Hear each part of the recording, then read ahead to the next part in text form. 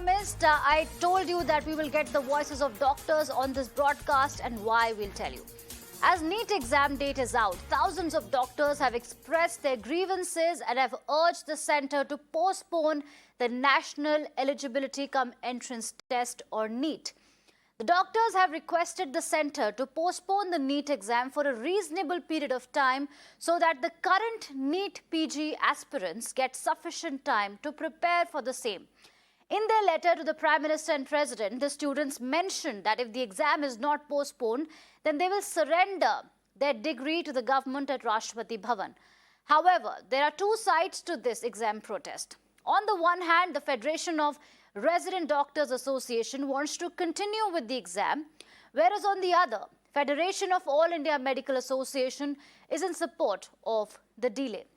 To understand this better, I'm joined by two very special guests on the broadcast, Dr. Sanjeev Bagai, who's Chairperson Nephron, and Dr. Rohan Krishnan, who is the founding member of FIMA. I would like to start with this discussion with Dr. Krishnan, who's from FIMA. Dr. Krishnan and Dr. Sanjeev Bagai, thank you for making time and speaking to us. Dr. Krishnan, I believe you had strongly of the view that NEET should be delayed this time around, and you've written to the President, to the Prime Minister. What is the reason? Could you help us understand why are several doctors of the view that NEET should be delayed?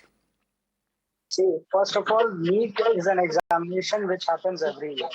NEET PG has happened in 2021 last year, and the counseling process of that had started in January, and it was supposed to get over by March. The first NEET PG 2022, which we are asking for postponement, was scheduled to happen in March itself. But government postponed it, keeping in view that 2021 counselling, that is the previous year counselling, was not over in March. But due to inefficiency in conducting the counselling, the scenario today also remains the same, that 7 times Medical Counselling Committee has altered and changed the dates of the counselling. And even today, the counselling process of central counselling process is not over. And after the end of the central counselling process, the state government will also have to conduct the counselling. So the counselling process of the previous year batch is itself going on. So what happens is that someone who is a mid-ranker, he has to go to that college or to that state where he wants to take admission, and he has to do biometric verification, physical verification, prepare a bank guarantee. And even that is not sure, that it is not certain that he will get a seat in the desired college or not. So if he does not get a seat in the desired college, then he'll have to come back and study and give the exam for the next year batch, that is NEET PG 2022. We must understand that for this exam, lakhs of students appear, and the seats are only 38,000 in India completely, and out of which 19,000 is for Government of India. So the students have the major concern that they do not understand that since last time it was postponed from March to May, citing the very same reason that the counselling was not over of the previous year, that is 2021 counselling, that reason is still holding value today also, and it is not over. So this is the first concern. Secondly, which you are saying that some of the doctors are in the favor of this and some are against this. FIMA Doctors Association created an online poll in which around 85% of doctors has voted for the postponement of the NEET postgraduate examination.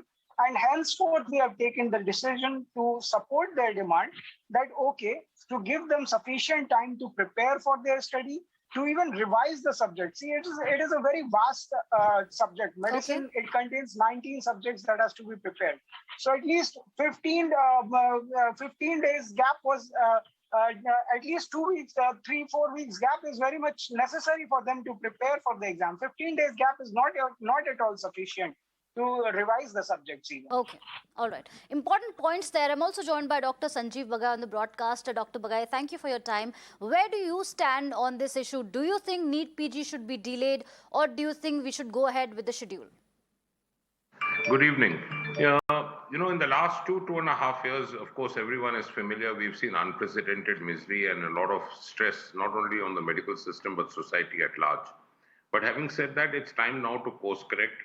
We are now seeing the lower ebb of the Omicron wave. We finished approximately close to 190 crores vaccines. We've reached a level of community-acquired immunity.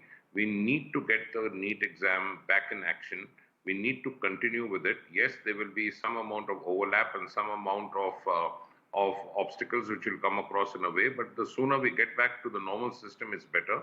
This is otherwise going to delay hundreds and thousands of young doctors who have to join the residency program and the PGs. So I think it's important that we continue with it.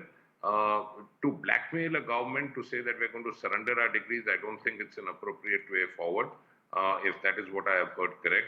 I think the minister and this present government is extremely sensitive to the medical fraternity.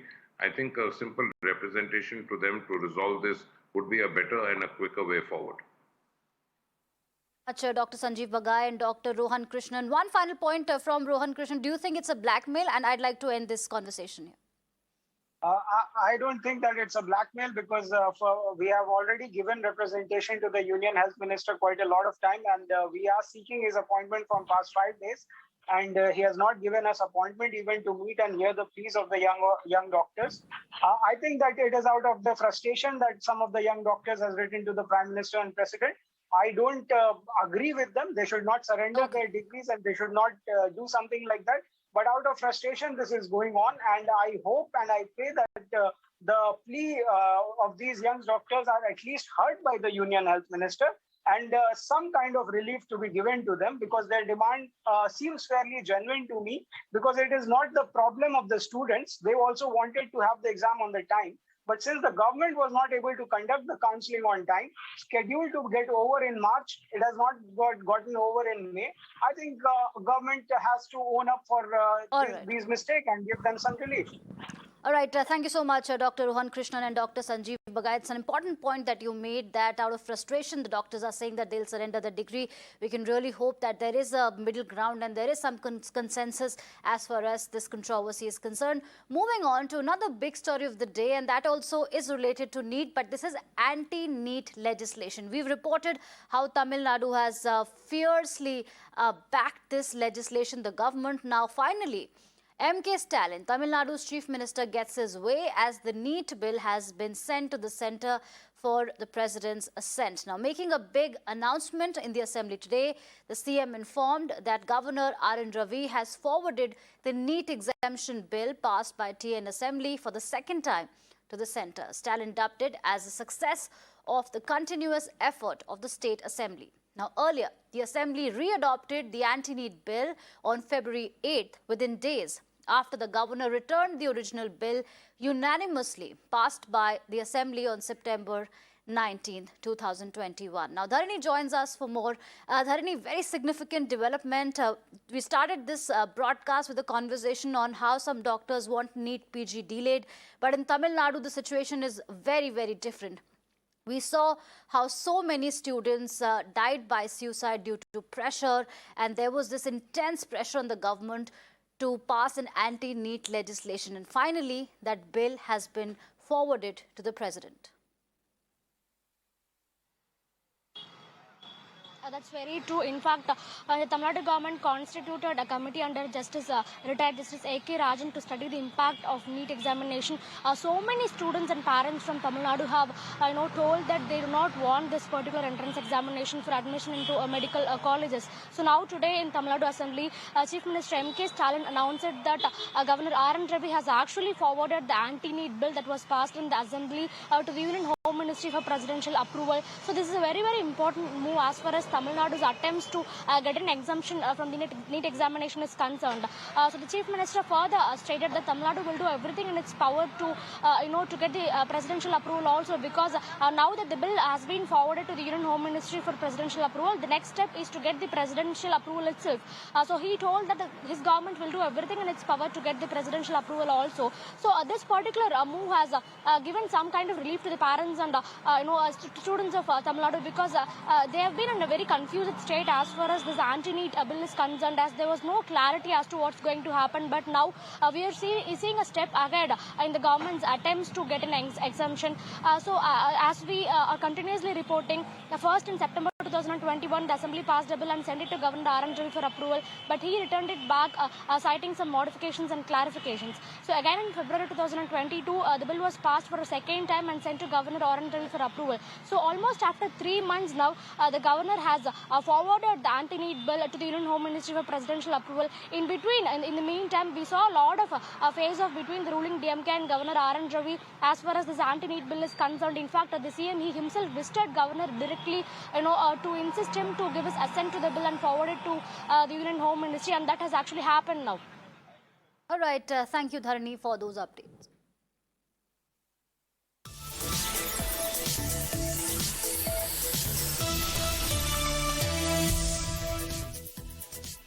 All right, breaking updates coming in. The NIA has claimed before the Bombay High Court that former police officer Pradeep Sharma was the main conspirator in the cold-blooded murder of Thane-based businessman Mansukh Hiran, whose car was used in allegedly planting explosives outside Ambani residence in Mumbai.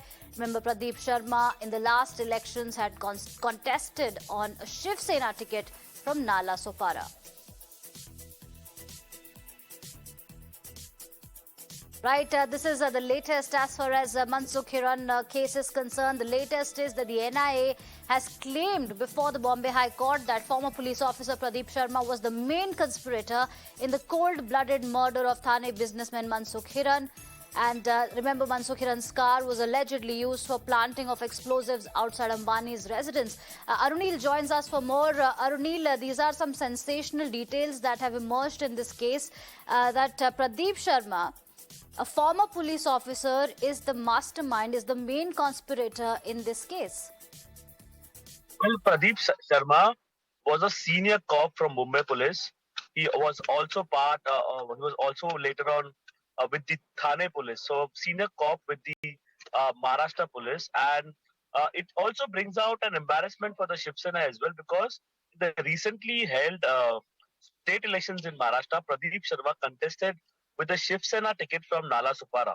Now, here the National Investigation Agency basically filing an affidavit in the Bombay High Court, and in the affidavit, Pradeep Sharma has been called as the main conspirator, main mastermind behind the Mansukh Hiran murder case.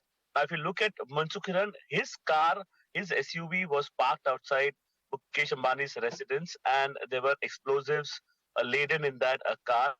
Immediately after the spotlight came on Mansukh Hiran, he was allegedly disposed of.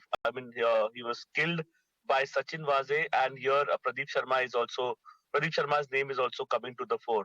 So NIA, which has been conducting this investigation, naming Pradeep Sharma a senior cop from Maharashtra Police, former cop obviously, and also somebody who contested elections with the Shiv Sena ticket as the main mastermind and conspirator. All right, thank you, Anil, for these updates. All right, let's get you the latest as far as the biggest story of the day that concerns you and me directly. In a surprise announcement, the Reserve Bank of India hiked the repo rate by 0.4% and it also increased the cash reserve ratio by 0.5%. These are the key interest rates. Now, the revised repo rate now stands at 4.40% and the CRR, the cash reserve ratio, is at 4.5%. RBI Governor Shaktikanta announced that the decision was taken in view of rising inflation, geopolitical tensions, high crude oil prices and shortage of commodities globally, which have impacted the Indian economy. The increase in key rates means that your EMIs will go up. However, it also means that you could get higher interest on your fixed deposits. As a result, the Indian economy has managed to weather the shock so far. Reassuringly, we have also been able to preserve macro-financial stability despite the synchronized shocks of commodity prices, supply disruptions, and higher inflation unleashed by the war. Confronted by elevated inflationary pressures that have shifted the future trajectory of inflation upwards, we have announced our intention to engage in withdrawal of accommodation to ensure that inflation remains aligned to the target. As I had stated in April 2022, as I had stated in last April, monetary policy, our actions will be calibrated to the rapidly evolving situation so that impulses of growth are preserved and strengthened. I would now like to set out the rationale behind the MPC's decision and the stance. Globally, inflation is rising alarmingly and spreading fast. Geopolitical tensions are ratcheting up inflation to their highest levels in the last 3 to 4 decades in major economies, while moderating external demand. Global crude prices, that is crude oil prices, are ruling above $100 US per barrel, and they remain volatile. Global food prices touched a new record in March and have firmed up even further since then. Inflation-sensitive items relevant to India, such as edible oils, are facing shortages due to conflict in Europe and export ban by key producers. The jump in fertilizer prices and other input costs has a direct impact on food prices in India. 40 basis points in a surprise move, the Reserve Bank of India has increased the repo rate, or the key interest rate. In simple terms, this is going to translate into higher EMIs for each one of us. Remember, just yesterday we had got this news for our viewers that HDFC has decided to increase the retail lending rate by 5 basis points. Your EMIs will get expensive. And now, with what the RBI, the Reserve Bank of India, has done today, your EMIs will get even more expensive. So be ready to pay more every month if you have any kind of a loan with you, be it the home loan, personal loan, vehicle loan, etc. Now, this is the implication of the action that the Reserve Bank of India has taken today. Now, what suddenly happened is the big question, and why suddenly the Reserve Bank of India has decided to do this? Well, there are a couple of things here. One, the inflation level has been rising continuously over the last few months. Last time, the wholesale inflation data that we got for last month, it was at 14.55%. Even the retail inflation was quite high and way above the comfort level of Reserve Bank of India. And during the last monetary policy review, the expectation was that the Reserve Bank will tinker with the rates because it was the right time to increase repo rate. But the RBI refrained from doing it. And now, in an off-cycle meeting that happened on 2nd of May, this decision was unanimously taken by the RBI that this is the right time to increase repo rate by at least 40 basis points. In its latest observation, the Delhi High Court has observed that the sale of fake or knockoff products has become very prominent on the internet and that it needs to be stopped. In order to protect the owners of the trademarks and also the customers who purchase such products online, the Delhi High Court was dealing with a trademark infringement case filed by a company, Sirona Hygiene Private Limited. According to the plaintiff, look-alike and counterfeit products of its designed and manufactured toiletries were being sold on the internet through big online shopping portals. And on that note, we'll take a short break. Stay tuned to Mirror Now. We'll be back.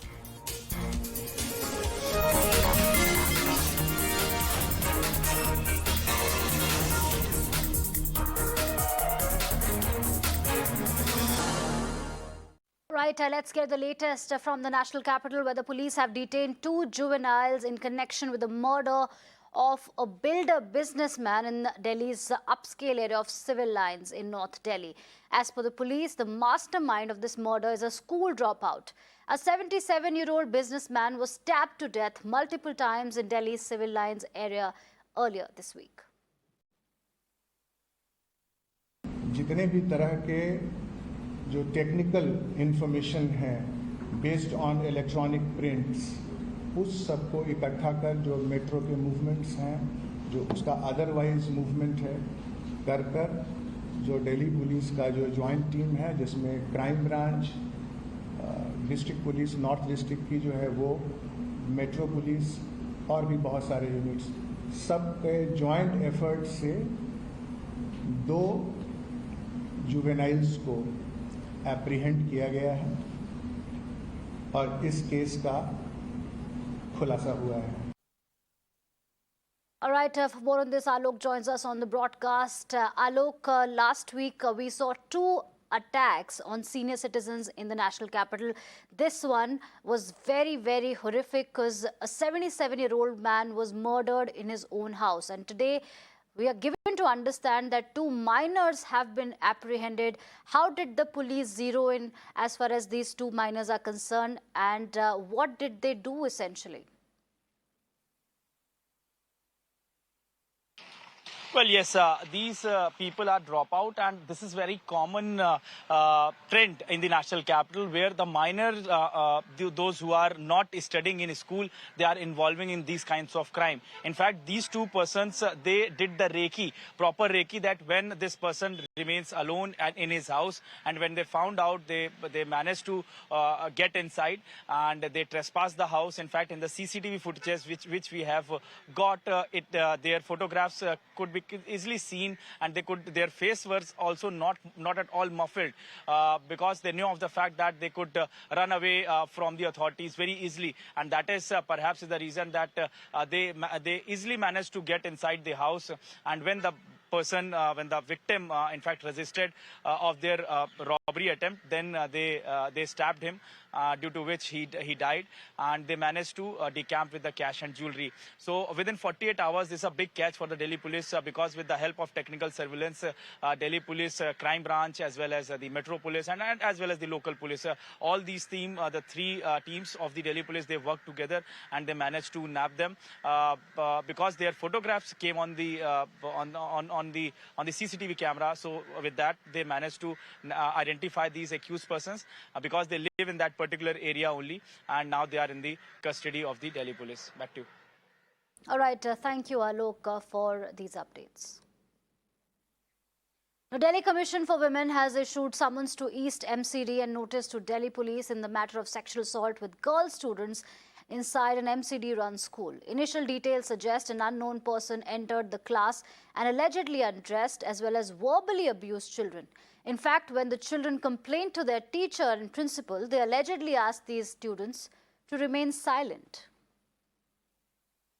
Alok, the worst part is in this entire story is that the teachers who are supposed to be protecting these children, because a lot of faith is placed in this institution called a school, in the teachers and principals, and the teachers of the school ask those children to forget about it and remain silent.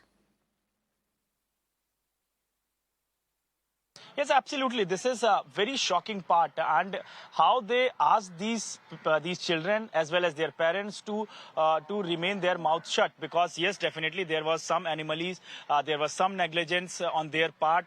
The main part is that how this person managed to get inside the school despite the deployment of the security guards. In fact, there are gates. And all the gates of the MCD school, there are security guards which are supposed to be deployed. So how this person managed to get inside, because they are saying that the police investigation so far has found out that this person was outsider. So how in this girls' school this person managed to get inside? This is one question. The second question is that why the administration asked these kids to remain their mouth shut. However, these two girls were sexually assaulted by this man. Later after that, their parents approached the local police, and also the Delhi Commission for Women. Delhi police say that they have registered the FIR on the complaint of the girl as well as their family members. But they are looking into if there is any negligence comes on the part of the police, on the part of the school administration, then definitely the action will be taken against them as well. Back to you. All right, thank you, Alok, for those updates.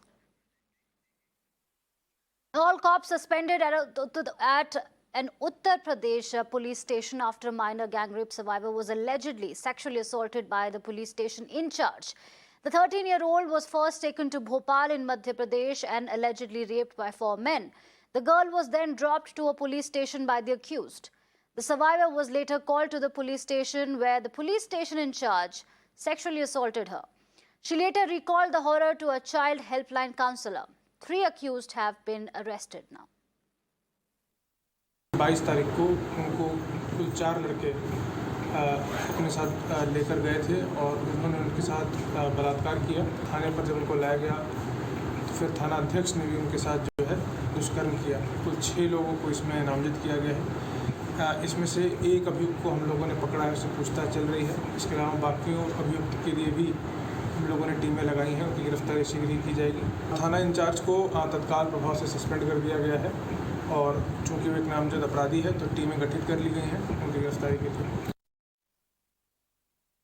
देखिए, बिल्कुल इस मामले में ADG Kanpur zone ने आदेश दिए हैं, क्षेत्राधिकारी इस मामले की विवेचना करेंगे और डीआईजी रेंज जब तक ये जांच पूरी नहीं हो जाएगी तब तक मौके पर कैंप करेंगे।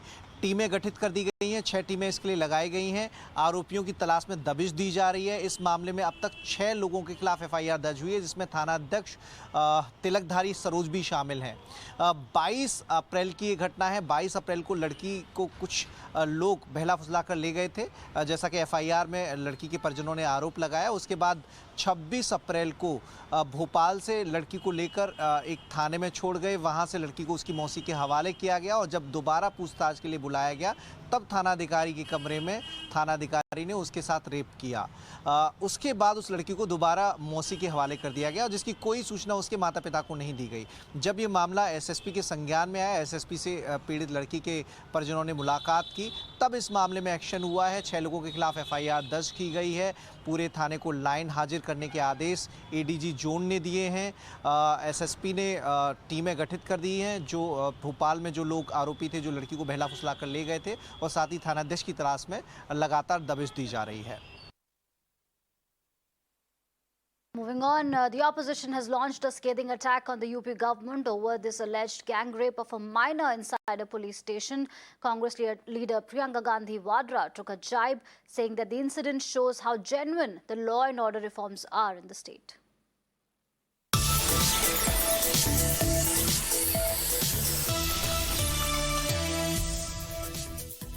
All right, 10 news are coming in. The centre has again sought an extension of time to file a counter affidavit in the plea challenging the constitutional validity of sedition law. The extension now sought is for 1 week. Remember, the hearing is scheduled for tomorrow in the Supreme Court. Harish joins us for more. Harish, this is not the first time when the centre has bought more time to file its reply on the sedition law, on the constitutional validity of the sedition law. Now, what we believe is that they have sought for 1 more week, whereas the hearing is scheduled for tomorrow.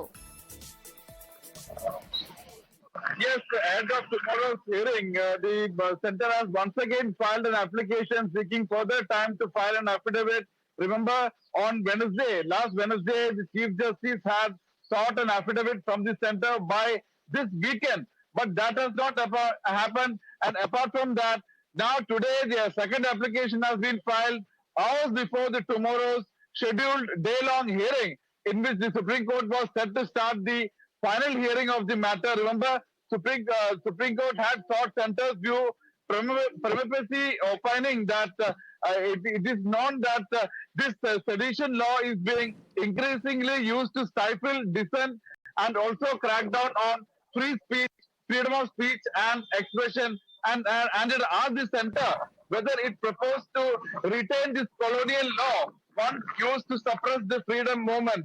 So, but the centre has, in its application, said that the draft of the affidavit is ready. It is being vetted by the competent authorities in the Ministry of Home Affairs, and therefore it requires more time. So, we'll have to wait and watch whether the Chief Justice will give the centre more time when the matter is taken up for hearing at tomorrow at 10:30 a.m. But it is to be remembered that on Wednesday, the Chief Justice had said that final hearing in this matter will take place on tomorrow and no further adjournment will be given. So all eyes on the Supreme Court tomorrow when it assembles, the Chief Justice bench assembles, we'll have to see whether the centre's request for further time to file the affidavit will be given or will be allowed or not. And what is important is that the application also means that the centre has not been able to file an affidavit for despite passage of 9.5 months. Why? Because it was in June last year that For the first time, Supreme Court had sought the centre's response to the batch of petitions which had challenged the constitutional validity of Section 124A, that is the sedition law. So we'll have to wait and watch whether the centre gets further time to file the affidavit. All right. Thank you, Harish, for those updates. All right, moving on to the big international update this evening. A British parliamentary committee scrutinizing draft online safety legislation has invited Elon Musk to discuss his plans to buy Twitter and the changes he's proposing for the social media platform. Parliament's Digital Committee asked the Tesla CEO on Wednesday to give evidence about his proposals in more depth. Musk said it's too early to give an answer. He said, and I quote, "I'm honored and thank the Parliament for their invitation, but it would be premature at this time to accept, given that there has not yet been a shareholder vote to approve the deal." And as the world waits for what's next for Twitter post the Elon Musk takeover, the maverick billionaire has dropped a big hint on what will change. Musk tweeted, and I quote, "Twitter will always be free for casual users, but maybe a slight cost for commercial or government users." Speculation has been rife on whether Twitter will be made a paid platform now. There has been no official word from Twitter yet on this. And on that note, we'll slip into a short break. Stay tuned to Mirror now.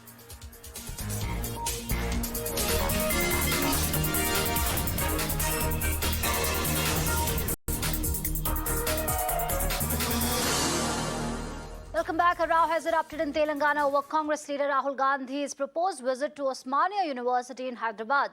Rahul Gandhi, who was expected to visit the university on May 7 to interact with students, was on Sunday denied permission by the officials to visit the campus. Following the denial order, several Congress workers staged protests in and around the university campus on Monday. Speaking to Times Network, Shomit, Telangana's ruling party leader and MLC K. Kavita slammed Rahul Gandhi for opportunistic politics. She said that Rahul Gandhi has never raised the issues of Telangana in parliament. Listen in. Rahul Gandhi want to come to Telangana as well as Hyderabad, and he has actually, I think, acquired permission to conduct a massive sabha in Warangal. And on 7th in Hyderabad, actually they were trying for the permission to enter into the Osmania University. Even the matter escalated to the High Court, and even High Court stated that VC will take final call and asked to consider the decision, the requisition filed by the Congress leadership. They ransacked the building, and later you have saw they have been arrested by the police, and the TPC's chief went to the jail to meet the arrested leaders, and they are finally they are saying that even after VC rejecting and saying that no political event will be allowed inside the university premises, and now even they are saying that we will go, even we have our own strategy and no one can stop. How do you see this? What would you like to state? See, this is a silly state of affairs. When a vice chancellor of a university takes a decision, we have to respect it, first thing. Second thing, today Rahul Gandhi ji wants to come and talk about farmers and students in Telangana. Our only question is this: how many times in the parliament has Rahul Gandhi ji as an MP spoke on Telangana issues? When Telangana was reeling under severe distress of the paddy crisis, he never spoke. Despite TRS demanding that he speak in parliament, he never spoke. Issue here is the political complacency of the Congress party. Issue here is the political advantage that the Congress party is trying to take off the distress of Telangana farmers. But government of Telangana has stood with the farmers, and we are now procuring paddy. So now the issue is resolved. What will Rahul Gandhi come and do here? Rahul Gandhi ji hi bata de yahan ke farmers ko ki what will he say? Because he is going to apparently declare something about the farmers. Where were you when we needed you? That is all I ask. The Supreme Court today directed the Maharashtra Election Commission to announce the schedule for the Maharashtra municipal elections. The top court asked the state poll panel to also file a compliance affidavit within 2 weeks. Earlier, the State Election Commission had told top court that local body elections in Maharashtra could not be held as the OBC quota matter was still sub judice before the apex court. Reacting to SC's order, Maharashtra Minister Chhagan Bhujbal said that the next steps will be taken after consultations with CM Uddhav and Sharad Pawar. Supreme कोर्टानं सांगितलं की अगोदर जे आहेत हे तुम्ही मागच्या ज्या निवडणुका रखडलेल्या आहेत त्या 2 आठवड्यामध्ये त्यांचा कार्यक्रम जाहीर करा. आता त्या संदर्भातलं ते सगळं काही जी माहिती जी आहे आम्ही वकिलांशी बोलतो आहोत आणि निश्चित काय ऑर्डर आहेत, कशा प्रकारची ऑर्डर आहे त्यांनी दिली आहे, तर त्याचा अभ्यास करून राज्य सरकार आम्ही पुढची पावलं टाकू.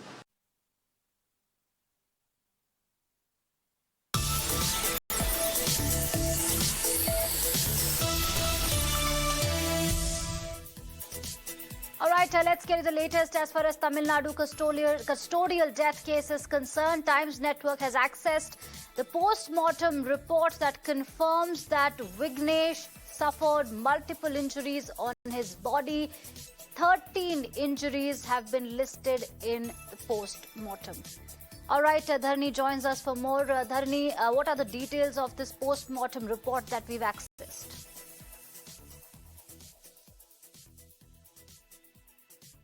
In fact, right now we have accessed the post-mortem report of Vignesh, who allegedly died due to police torture here in Chennai. In fact, the post-mortem report has confirmed that Vignesh suffered multiple injuries on his body, to be precise 13 injuries. So 13 injuries have been reported in the post-mortem report of Vignesh as we talk.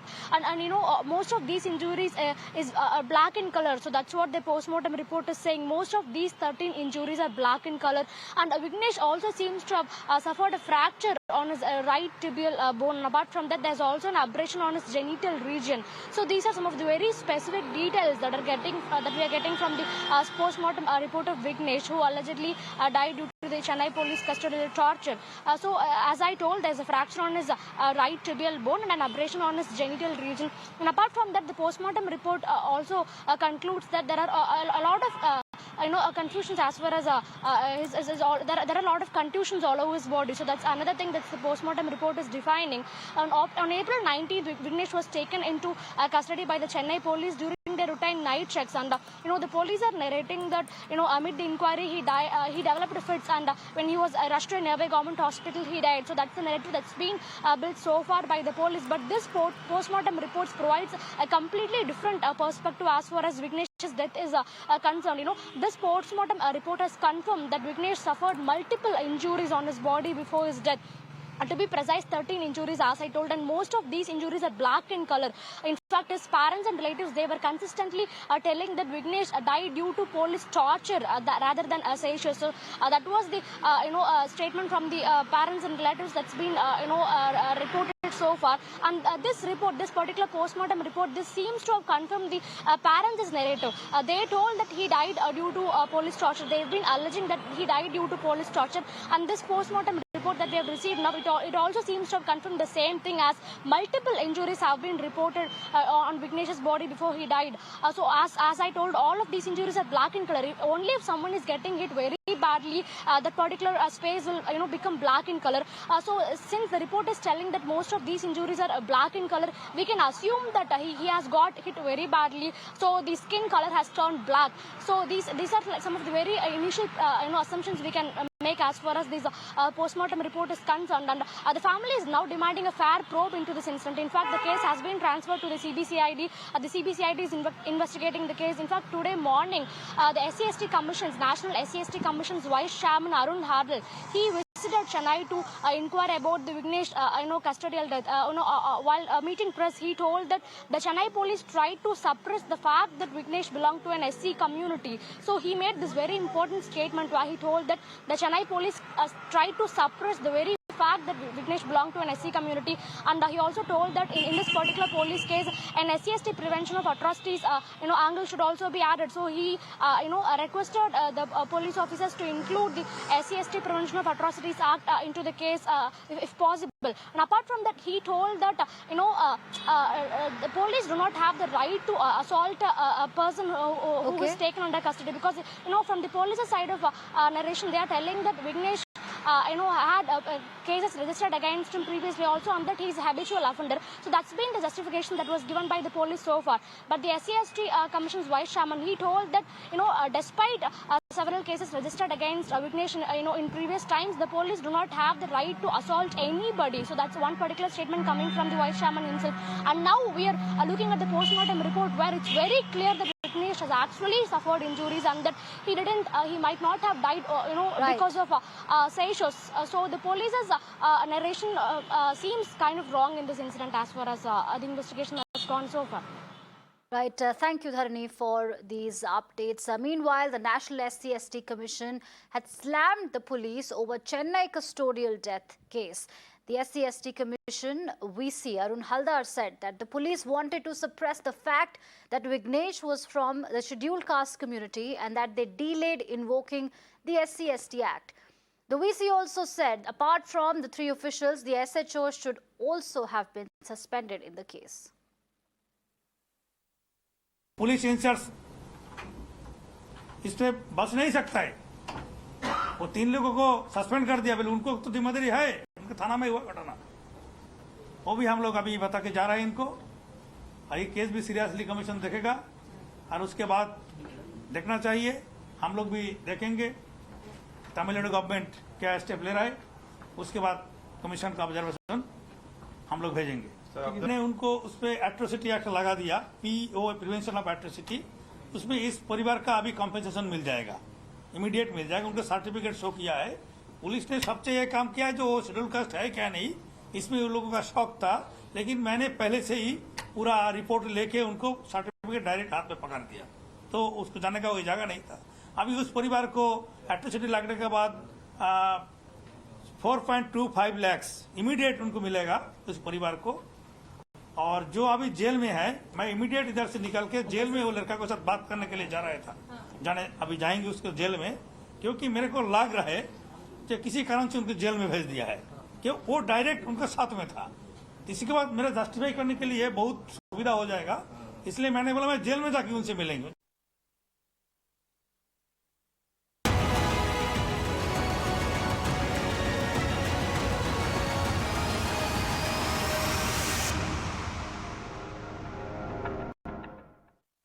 Prime Minister Modi held a series of meetings with his counterparts from Norway, Sweden, Iceland and Finland today. He discussed a host of issues with the leaders, including trade, energy and ways of deepening cooperation and diversifying friendships with the nations. PM will now attend the 2nd India-Nordic Summit in Denmark. Thereafter, he will leave for Paris to meet the recently re-elected President Emmanuel Macron. Prime Minister attends the India-Nordic Summit. There will be plenty of action again. He will be meeting the Prime Ministers of Sweden, Finland and Norway, and there will be extensive talks on wide areas, digitization, there will be shipping, there will be water resources, migration and mobility issues, and also, of course, Ukraine. That will definitely come up during those discussions, and as we have been saying, Prime Minister Narendra Modi is making the most of this opportunity of himself reaching out to these leaders to tell them and to spell out India's position, New Delhi's position on the Ukraine war. So the India-Nordic Summit, again a very key event in the Prime Minister's Europe tour, after which he will then head off to Paris, where he will meet Emmanuel Macron, who has been recently re-elected. And the fact that he has just assumed office is of huge significance, because this meeting will actually set the tone for the future India-France relationship in the coming months and years. It's a short visit in Paris, of course, but it is very high on the importance quotient.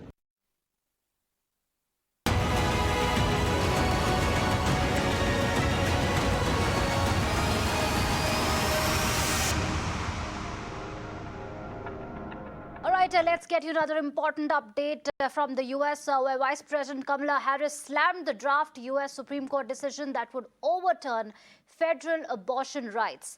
Harris added that this could deny women their rights and their freedoms.